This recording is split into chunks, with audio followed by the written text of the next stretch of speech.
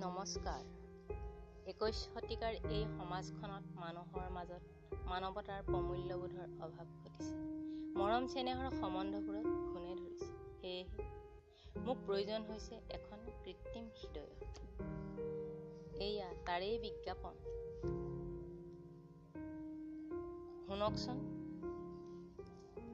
কবিতাৰ শিৰোনাম মই এখন হৃদয় বিচাৰিছোঁ। মই এখন হৃদয় বিচাৰিছোঁ। যান্ত্ৰিকতাৰ এই পৃথিৱীত মোক এখন হৃদয় লাগে, কৃত্ৰিম হৃদয়। মনত আছেনে হিন্দী চিনেমা ৰবটৰ সেই চৰিত্ৰটো চিত্তি? ৰজনীকান্তৰ সেই ৰবটিক হৃদয়খনৰ মোৰ বহু প্ৰয়োজন হৈছে। মন গ'লেই মই সলাই পেলাম মেমৰি।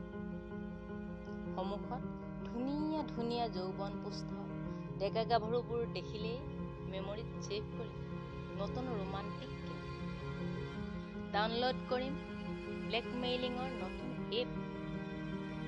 আৰু যেতিয়া মোৰ প্ৰয়োজন হ'ব নিজকে সমাজত প্ৰতিষ্ঠা কৰাৰ, আৰম্ভ কৰিম নতুন ভিডিঅ'ৰ পলিটিক্স ফাইল।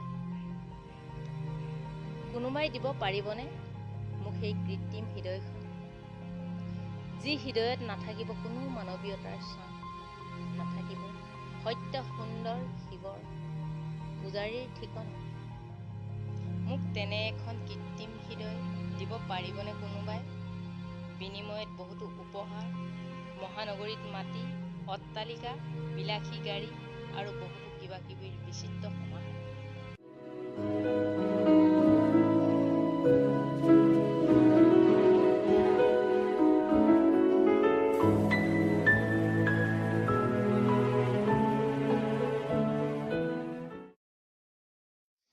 প্ৰিয় বন্ধুসকল, আপোনালোকে এনে ধৰণৰ আৰু অধিক কবিতা উপভোগ কৰিবৰ বাবে এই চেনেলটো ছাবস্ক্ৰাইব কৰক আৰু আপোনাৰ প্ৰিয়জনলৈ শ্বেয়াৰ কৰক।